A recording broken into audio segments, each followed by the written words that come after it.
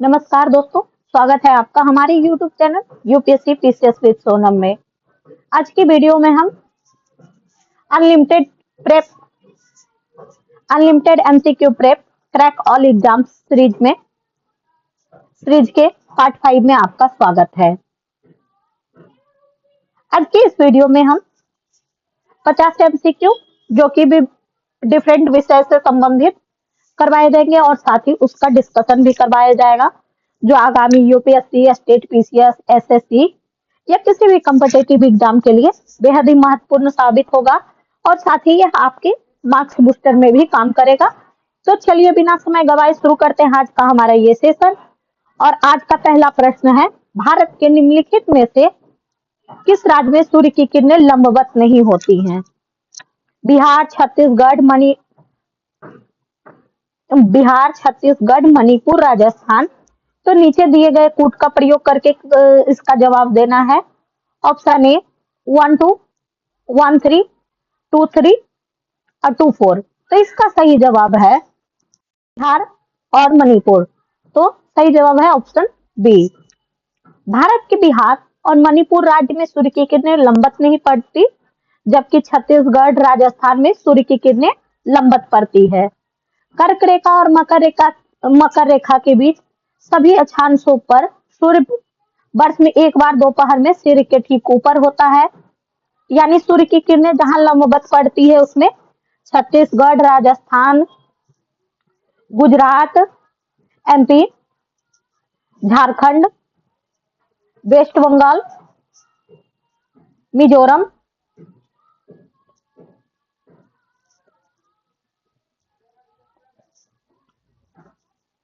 और त्रिपुरा है।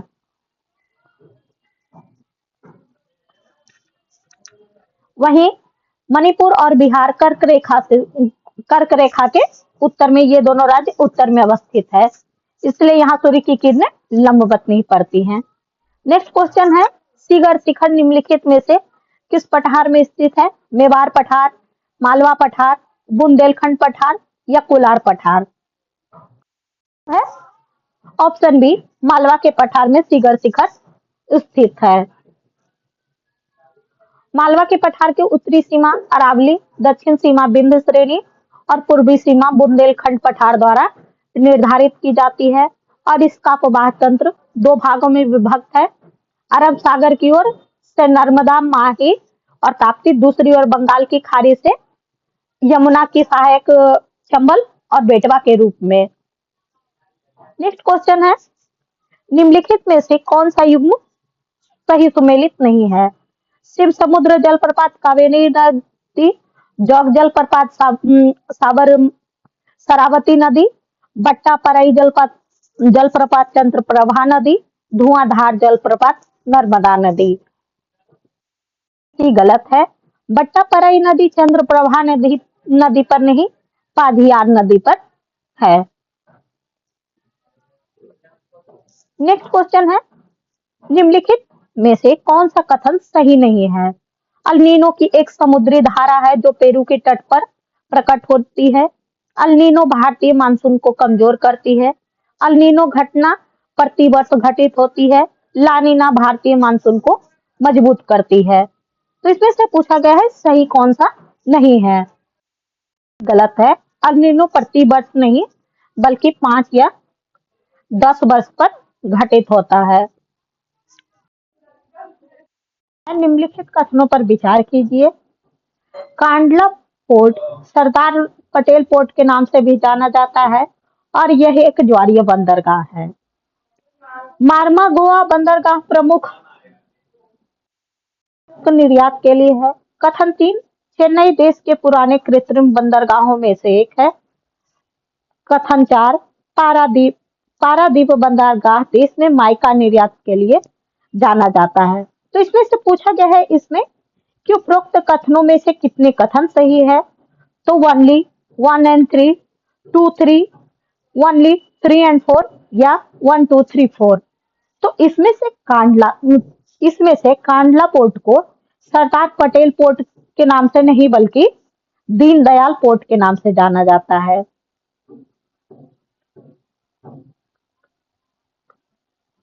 सॉरी,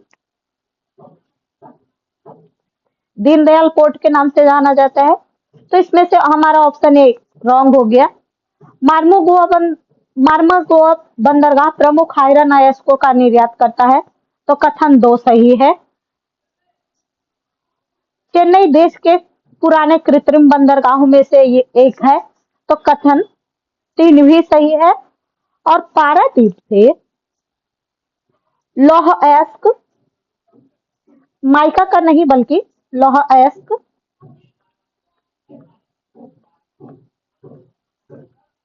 कोयला और रसायन का निर्यात होता है, रसायनों का निर्यात होता है। इस हिसाब से हमारा ऑप्शन 4 भी इनकरेक्ट हो गया। तो यहाँ पे ऐसे एलिमिनेट भी हो जाएगा ऑप्शन डी, और ऑप्शन सी कैंसिल हो गया। इसका सही जवाब है ऑप्शन बी। नेक्स्ट क्वेश्चन है, माही कंचन और RCB91 संकर किसमें है? क्रमशः मक्का और जौ की, मक्का और चावल की, मक्का बाजरे की, या मक्का बाजरा और मक्का की।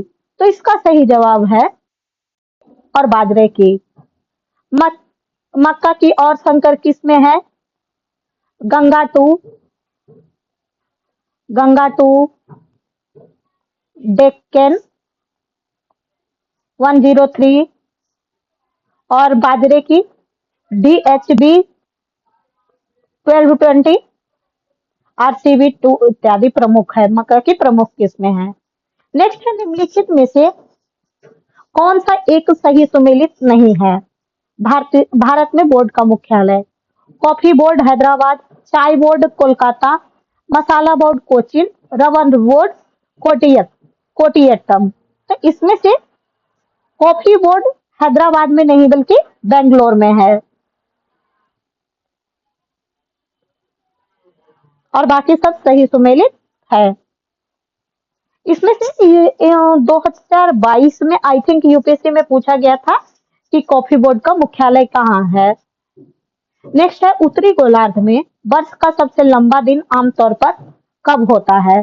जून महीने का पहला पखवाड़ा, जून महीने का दूसरा पखवाड़ा, जुलाई महीने का पहला पखवाड़ा, या जुलाई महीने का दूसरा पखवाड़ा।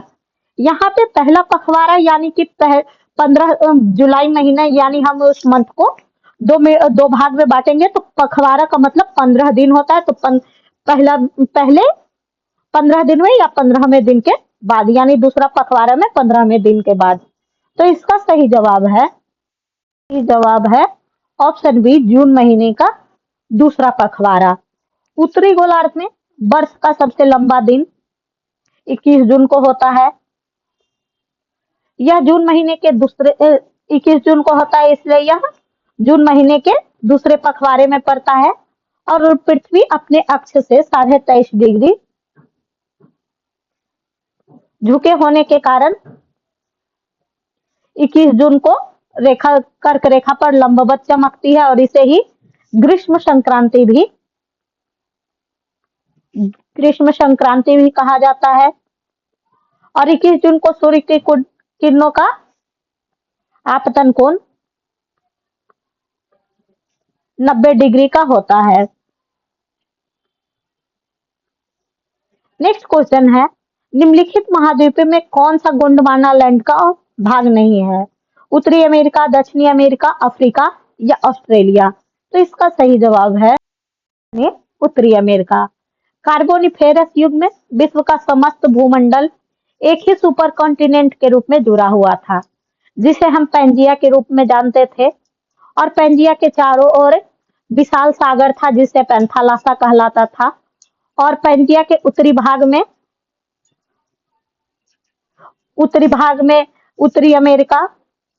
नॉर्थ अमेरिका, यूरोप और एशिया को लॉरेंसिया के रूप में जाना जाता था।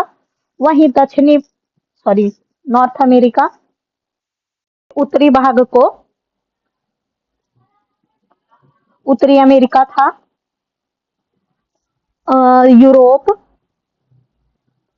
और एशिया, जिसे उत्तरी अमेरिका, यूरोप और एशिया को लॉरेंसिया कहा जाता था। वहीं उसके दक्षिणी भाग में दक्षिणी अमेरिका, अफ्रीका,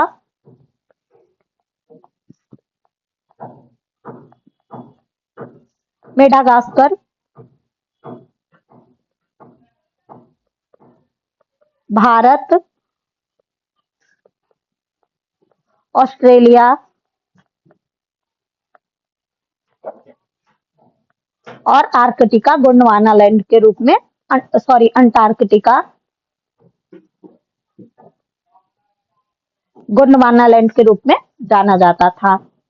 नेक्स्ट क्वेश्चन है, अपवाह क्षेत्र की दृष्टि से विश्व की सबसे लंबी नदी वह है नील, अमेजन, कांगो, मिसिसिपी, मिसौरी। तो इसका सही जवाब है ऑप्शन ए नील नदी। दक्षिण पूर्व एशिया की सबसे लंबी नदी है मेकॉन्ग नदी, जिसे दक्षिण पूर्व एशिया का डेन्यूब एवं दक्षिण पूर्व एशिया का गंगा भी कहा जाता है।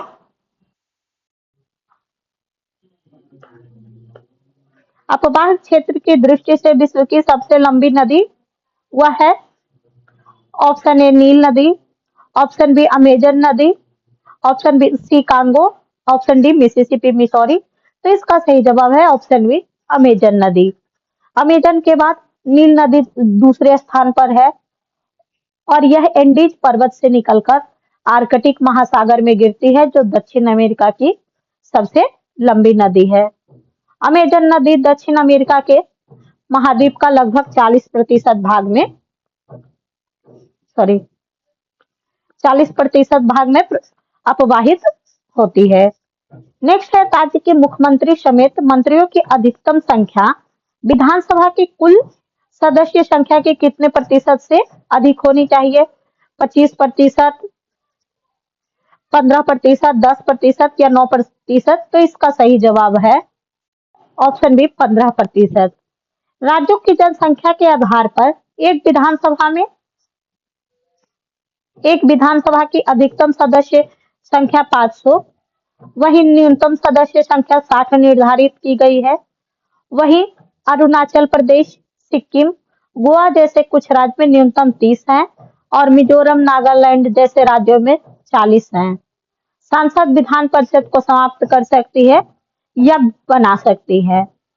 एक विधान परिषद की अधिकतम सदस्य संख्या विधानसभा के कुल सदस्यों का 1/3 होता है और विधान परिषद ऊपरी सदन होता है, वहीं विधानसभा निचला सदन होता है।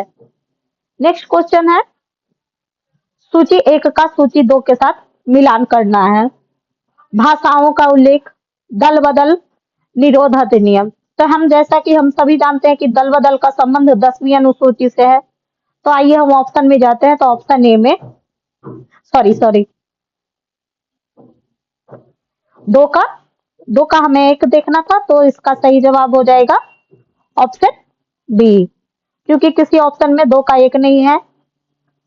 भाषाओं का उल्लेख 8वीं अनुसूची में हम जानते हैं भाषाओं का उल्लेख है।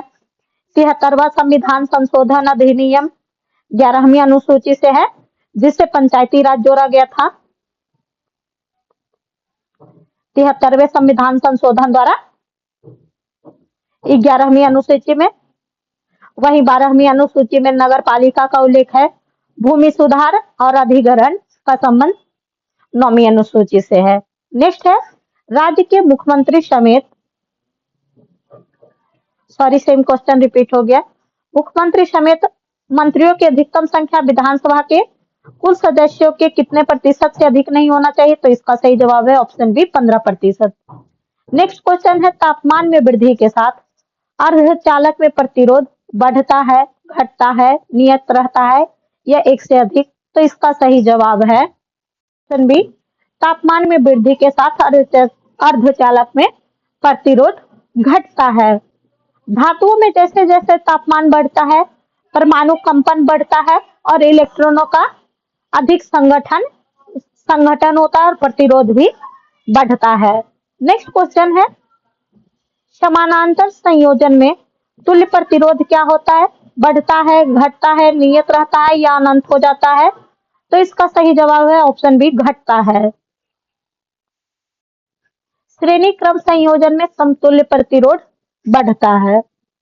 नेक्स्ट क्वेश्चन है, प्रकाश किरणें वायु से जल में जाने पर क्यों मुरझाती है? निर्वात में प्रकाश की गति अधिकतम होती है, में जाने पर प्रकाश की गति बढ़ जाती है, वायु से जल में जाने पर प्रकाश की गति घट जाती है, या वायु का अपवर्तनांक जल के अपवर्तनांक से अधिक होता है।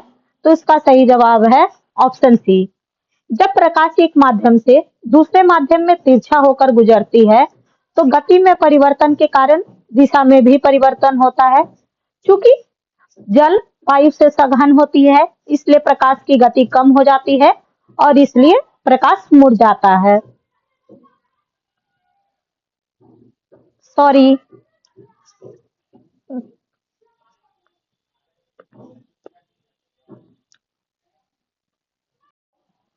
प्रकाश किरणें वायु से जल में जाने पर मुड़ क्यों जाती है? निर्वात में प्रकाश की गति अधिकतम हो जाती है, वायु से जल में जाने पर प्रकाश की गति बढ़ जाती है, वायु से जल में जाने पर प्रकाश की गति घट जाती है, वायु का अपवर्तनांक जल के अपवर्तनांक से अधिक होता है। तो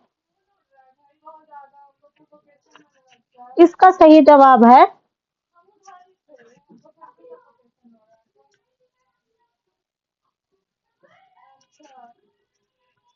ऑप्शन ए, निर्वात में प्रकाश की गति अधिकतम होती है। नेक्स्ट क्वेश्चन है, घरेलू परिपथों में समानांतर संयोजन का लाभ भी यह है कि प्रत्येक उपकरण के लिए समान विभवांतर होता है। यदि एक उपकरण खराब हो जाता है तो अन्य उपकरण काम करते हैं। उपकरणों का स्वतंत्र नियंत्रण होता है या एक से अधिक। तो इसका सही जवाब है ऑप्शन डी, एक से अधिक। समानांतर संयोजन में प्रत्येक डिवाइस में विभवांतर समान होता है जबकि धारा भिन्न भिन्न होती है, इसलिए विकल्प एक भी सही है। और श्रेणी संयोजन के विपरीत समानांतर संयोजन में यदि एक उपकरण खराब हो जाता है तो दूसरा उपकरण काम करना जारी रखता है, इसलिए ऑप्शन बी भी सही है। और समानांतर संयोजन में उपकरणों पर स्वतंत्र भी नियंत्रण होता है, इसलिए इसका तीनों ऑप्शन ए, बी और सी सही है, इसलिए इसका सही जवाब होगा ऑप्शन डी। नेक्स्ट है, परावर्तन के नियम के अनुसार आपतन कोण का परावर्तन कोण से क्या संबंध होता है? आपतन कोण परावर्तन कोण से बड़ा होता है, आपतन कोण परावर्तन कोण से छोटा होता है, आपतन कोण परावर्तन कोण के बराबर होता है, या ऑप्शन डी इनमें से कोई नहीं। अब है ऑप्शन सी, आपतन कोण परावर्तन कोण के बराबर होता है। आपतन कोण सदैव परावर्तन कोण के बराबर होता है, वहीं आपतित किरण, परावर्तित किरण और अभिलंब एक ही समतल में स्थित भी होते हैं। नेक्स्ट क्वेश्चन है, एक सरल सूक्ष्मदर्शी के कोणीय आवर्धन को बढ़ाने के लिए निम्नलिखित में से किसको बढ़ाया जाना चाहिए? वस्तु का आकार, लेंस की फोकस दूरी, लेंस की क्षमता, लेंस का द्वारक। तो इसका सही जवाब है ऑप्शन सी, लेंस की क्षमता। एक सरल सूक्ष्मदर्शी केवल छोटी फोकस दूरी का उत्तल लेंस होता है और इसका उपयोग स्पष्ट दृष्टि की न्यूनतम दूरी से भी कम दूरी पर स्थित छोटी वस्तु का अवलोकन करने के लिए किया जाता है। नेक्स्ट क्वेश्चन है, निम्नलिखित में से उच्चतम आयनिक गुण वाले अणु है HCl, HF, HI, HBr। तो इसका सही जवाब है HF। नेक्स्ट क्वेश्चन है, नाइट्रोजन अणु में पाई बंधनों की संख्या है 1, 0, 2, 3। तो इसका सही जवाब है ऑप्शन बी, 2। नेक्स्ट क्वेश्चन है, जीमा 3 AI मॉडल किसने लॉन्च किया? एप्पल, गूगल, अमेजन या फेसबुक ने? तो इसका सही जवाब है ऑप्शन बी, गूगल के द्वारा। जीमा 3 AI model Google deep mind द्वारा विकसित किया गया है। वहीं फेसबुक का AI लामो है, AI मॉडल का नाम लामो है। अमेजन का टाइटन नेक्स्ट क्वेश्चन है, फ्रेंच ओपन 2025 महिला एकल एकल विजेता कौन है? Aryna Sabalenka, Madison Keys, Coco Gauff, Iga Swiatek. तो इसका सही जवाब है ऑप्शन सी, कोको गॉफ। वही पुरुष एकल के विजेता हैं कार्लेस अल्कराज। नेक्स्ट क्वेश्चन है, चंद्रयान 5 मिशन का मुख्य संभावित उद्देश्य क्या है? इंसानों को मंगल ग्रह पर भेजना, चांद के साउथ पोल पर और गहरी रिसर्च, सूरज सूरज के कोरोना की स्टडी, धरती का एटमॉस्फेयर की स्टडी। तो इसका सही जवाब है चांद के साउथ पोल पर और गहराई से रिसर्च करना। चंद्रयान 5 से चंद्रमा पर मौजूद जल, बर्फ, खनिज और भूगर्भिक गतिविधियों की और सटीक जानकारी मिलने की उम्मीद है। नेक्स्ट है, 3 अप्रैल को चेइरा ओवा उत्सव कहाँ मनाया गया था? ओडिशा में, मेघालय में, मणिपुर में या नागालैंड में? तो इसका सही जवाब है ऑप्शन सी, मणिपुर में। यह मणिपुर का नववर्ष का उत्सव है। नेक्स्ट क्वेश्चन है, भारत के सर्वोत्तम किस्म का संगमरमर कहाँ पाया जाता है? मकरान में, जैसलमेर में, कटनी या सिंगरौली में? तो इसका सही जवाब है ऑप्शन ए, मकरान। मकरान राजस्थान में उच्च गुणवत्ता वाले सफेद संगमरमर के लिए प्रसिद्ध है और ताजमहल के निर्माण में भी इसका इस्तेमाल हुआ था। इसके अलावा किशनगढ़ राजस्थान भारत का सबसे बड़ा संगमरमर बाजार है। नेक्स्ट क्वेश्चन है, गोल्डन राइस में निम्नलिखित में से किसका प्रचुर मात्रा पाया जाता है? विटामिन बी का, विटामिन के का, विटामिन ए का या विटामिन डी का? तो इसका सही जवाब है ऑप्शन सी, विटामिन ए का। नेक्स्ट क्वेश्चन है, जनगणना 2011 के अनुसार सर्वाधिक दशकीय वृद्धि दर वाला राज्य कौन सा है? नागालैंड, सिक्किम, त्रिपुरा, मेघालय? तो इसका सही जवाब है ऑप्शन डी, मेघालय। मेघालय की दशकीय वृद्धि दर 27.80% था। नेक्स्ट क्वेश्चन है, सूची 1 का सूची 2 के साथ मिलान करना है। मनुज का संबंध विशिष्टाद्वैत से है। तो इसका ऐसे ही ऑप्शन में सिर्फ ऑप्शन ए में 1 का 4 है। माधवाचार्य का संबंध द्वैत से है, निम्काचार्य का संबंध द्वैताद्वैत से है और वल्लभाचार्य का संबंध शुद्ध द्वैत से है। नेक्स्ट क्वेश्चन है, प्रार्थना समाज के बारे में निम्नलिखित में से कौन सा कथन सही है? इसका उद्देश्य हिंदू समाज में सुधार करना, यह महाराष्ट्र से संबंधित था, इसका विकास एकेश्वरवाद था, इसने ब्रह्म समाज को बहुत प्रभावित किया। तो नीचे दिए गए कूट का प्रयोग करके सही उत्तर देना है। Option A 1 2, option B only 2 and 3, option C 1 2 3, option D 1 4। तो इसका सही जवाब है ऑप्शन ए, इसका उद्देश्य हिंदू समाज में सुधार करना था। कथन 2, इसका संबंध महाराष्ट्र से था, इसका विश्वास एकेश्वरवाद से था। तो इसका सही जवाब है ऑप्शन सी। नेक्स्ट क्वेश्चन है, भारतीय राष्ट्रीय कांग्रेस का प्रथम अधिवेशन कलकत्ता में हुआ। भारतीय राष्ट्रीय कांग्रेस का दूसरा अधिवेशन दादा भाई नौरोजी की अध्यक्षता में हुआ। कथन 3, भारतीय राष्ट्रीय कांग्रेस तथा मुस्लिम लीग दोनों ने लखनऊ में 1916 अधिवेशन किया और लखनऊ समझौता संपन्न किया गया। तो उपरोक्त कथन में कितने कथन सही हैं, इसको बताना है। हम सभी जानते हैं कि भारतीय राष्ट्रीय कांग्रेस का प्रथम अधिवेशन कलकत्ता में नहीं बल्कि बंबई में हुआ था, जो वर्तमान में मुंबई के नाम से जाना जाता है। गोकुल दास तेजपाल संस्कृत विश्वविद्यालय में हुआ था और इसकी अध्यक्षता WC बनर्जी ने की थी। दूसरा क्वेश्चन है, भारतीय राष्ट्रीय कांग्रेस का दूसरा अधिवेशन दादा भाई नौरोजी की अध्यक्षता में 1886 में हुआ था और कलकत्ता में हुआ था। और इस अधिवेशन में सुरेंद्र नाथ बनर्जी की नेशनल कांग्रेस का कांग्रेस में विलय हुआ था।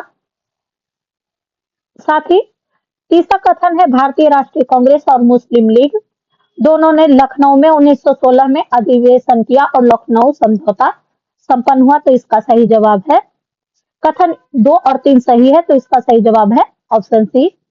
नेक्स्ट क्वेश्चन है सूची 1 का सूची 2 के साथ मिलान करना है। तो जैसा कि हम जानते हैं अनुच्छेद 15 भेदभाव की मनाही, तो 1 का 3, तो हम अगर ऑप्शन भी एलिमिनेट करेंगे तो हमारा तीनों ऑप्शन एलिमिनेट हो जाएगा। आर्टिकल 20 का संबंध बंदी के विरुद्ध सुरक्षा है। आर्टिकल 32 को हम सभी जानते हैं कि संवैधानिक उपचारों का अधिकार है। और आर्टिकल 25 धर्म की स्वतंत्रता है, तो इसका सही जवाब हो गया ऑप्शन सी। नेक्स्ट क्वेश्चन है निम्नलिखित कथनों पर विचार कीजिए और कितने कथन सही हैं। कोई व्यक्ति जब तक उसने 30 वर्ष की आयु पूरी न की हो वह राज्यपाल के रूप में नियुक्ति का पात्र नहीं है। एक ही व्यक्ति 3 राज्यों के राज्यपाल के रूप में नियुक्त किया जा सकता है। तो उपरोक्त में से कौन से कथन सही है? केवल 1, केवल 2, 1 और 2 दोनों, ना तो 1 और ना ही 2, तो इसका सही जवाब है कथन 1 गलत है, क्योंकि कोई भी व्यक्ति जब तक उसने 30 वर्ष नहीं बल्कि राज्यपाल बनने के लिए 35 वर्ष की आयु का होना जरूरी होता है। और साथ ही कोई व्यक्ति नहीं बल्कि भारतीय नागरिक होना चाहिए, भारत का नागरिक होना चाहिए। तो इसमें से ऑप्शन ए और सी एलिमिनेट हुआ, तो इसका सही जवाब है ऑप्शन बी। और एक ही व्यक्ति एक से अधिक राज्य का राज्यपाल हो सकता है। वही राज्यपाल बनने के लिए जन्म से भारत का नागरिक होना आवश्यक नहीं है, लेकिन भारत का नागरिक होना आवश्यक है।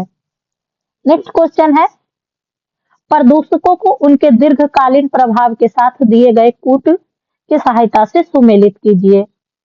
कार्बन मोनोऑक्साइड का लीवर और किडनी की क्षति होता है। नाइट्रोजन के ऑक्साइड से कैंसर रोग होता है। वहीं धूल कणों से श्वास संबंधी रोग और शीशा से केंद्रीय नर्वस सिस्टम प्रभावित होता है, तो इसका सही जवाब है ऑप्शन सी। नेक्स्ट क्वेश्चन है निम्नलिखित घटनाओं को भारत में घटने के सुसंगत क्रम में व्यवस्थित कीजिए। महालनोबिस मॉडल, योजना छुट्टी और आवर्ती योजना, तो इसका सही कूट में प्रयोग करना है कि कौन किस क्रम में आया था। तो सेकेंड 5 ईयर प्लान के दौरान आया था और इसका कार्यकाल था 1956 से 1961 के मध्य। वही योजना अवकाश 1966 से 1969 तक था। और वहीं आवर्ती योजना और रोलिंग प्लान 1978 में आया। जब केंद्र में मोरारजी देसाई की सरकार सत्ता में आई तो उसने पंचवर्षीय योजना को 1978 में समाप्त कर दिया और इसके स्थान पर एक वार्षिक प्लान जिसे रोलिंग प्लान कहा गया। इसका सही क्रम है सबसे पहले ऑप्शन ए 1, उसके बाद 2 और 3, तो इसका सही जवाब है ऑप्शन ए। नेक्स्ट है समर्थित मूल्य पर खाद्यान्नों की सार्वजनिक खरीद नीति सुनिश्चित करती है कृषि मूल्यों में स्थिरता, कृषकों को प्रेरणादायक मूल्य और सार्वजनिक वितरण के लिए खाद्यान्न का भंडारण। तो इसमें से पूछा गया है कि कौन कौन से कथन सही है, तो ए, बी और सी तीनों सही है, इसका सही जवाब है ऑप्शन सी। नेक्स्ट है कथन ए, कथन और कारण। राजकोषीय घाटा बजटीय घाटा से बड़ा होता है। राजकोषीय घाटे का अर्थ है सरकार द्वारा भारतीय रिजर्व बैंक से उधार लेकर सरकार की अन्य देवताओं से लेकर अपने खर्च पूरे करना। कथन भी सही है क्योंकि राजकोषीय घाटा बजटीय घाटा से बड़ा होता है। और वहीं राजकोषीय घाटे का सरकार द्वारा भारतीय रिजर्व बैंक से उधार लेकर सरकार की अन्य देयताओं से लेकर अपने खर्च पूरा करना। तो इसका सही जवाब है ए और आर दोनों सही हैं और आर ए का सही स्पष्टीकरण भी है। नेक्स्ट क्वेश्चन है, भारतीय खाद्य संरक्षण और मानक प्राधिकरण ने किस पशु को देश के खाद्य पशु का दर्जा प्रदान किया है? मिथुन, बकरी, गैंडा या इनमें से कोई नहीं? तो इसका सही जवाब है पर्वतों का पशु कहा जाने वाला पशु मिथुन को सितंबर 2023 में एफएसएसआई ने खाद्य पशु का दर्जा दिया और यह पशु भारत के उत्तर पूर्वी राज्यों में सर्वाधिक पाया जाता है। नेक्स्ट क्वेश्चन है, नीति आयोग द्वारा जारी सबसे अच्छा प्रदर्शन करने वाले आकांक्षी ब्लॉक और जिलों की पहली डेल्टा रैंकिंग किस जिले को प्रथम स्थान दिया गया है? जमुई बिहार, कौशाम्बी उत्तर प्रदेश, रायगढ़ ओडिशा या पुणे महाराष्ट्र? तो इसका सही जवाब है ऑप्शन सी, रायगढ़ ओडिशा को। नेक्स्ट क्वेश्चन है, भारत के किन शहरों को अक्टूबर 2023 में यूनेस्को के सृजनात्मक शहर नेटवर्क में शामिल किया गया है? हैदराबाद, कोझिकोड, ग्वालियर या बी और सी दोनों? तो इसका सही जवाब है डी, कोझिकोड को साहित्य शहर के रूप में और वहीं ग्वालियर को संगीत शहर के रूप में शामिल किया गया है। नेक्स्ट है, भारत के बाहर विश्व का दूसरा सबसे बड़ा हिंदू मंदिर किस देश में स्थापित किया गया है? अमेरिका, ऑस्ट्रेलिया, ब्रिटेन, रूस? तो इसका सही जवाब है ऑप्शन ए, अमेरिका के न्यू जर्सी में। नेक्स्ट है, भारत सरकार ने किस तिथि को प्रतिवर्ष अंतर्राष्ट्रीय अंतरिक्ष दिवस के रूप में मनाने की घोषणा की है? 14 अगस्त, 14 जुलाई, 23 अगस्त या इनमें से कोई नहीं? तो इसका सही जवाब है ऑप्शन सी, 23 अगस्त को, क्योंकि इसी दिन चंद्रयान मिशन के अंतर्गत लॉन्च किए गए चंद्रयान 3 ने चंद्रमा के दक्षिणी ध्रुव पर सफल सॉफ्ट लैंडिंग की थी। तो दोस्तों, आज का हमारा ये सेशन यहीं पे समाप्त होता है। मुझे उम्मीद है कि आपने बहुत कुछ सीखा होगा और आपके लिए ये सेशन मददगार और यादगार भी रहेगा। तो चलिए मिलते हैं नेक्स्ट सेशन में, तब तक के लिए पढ़ते रहें, आगे बढ़ते रहें। अगर आपको हमारा ये प्रयास पसंद आया हो तो कृपया कर कमेंट बॉक्स में कमेंट करना ना भूलें। Thank you for watching.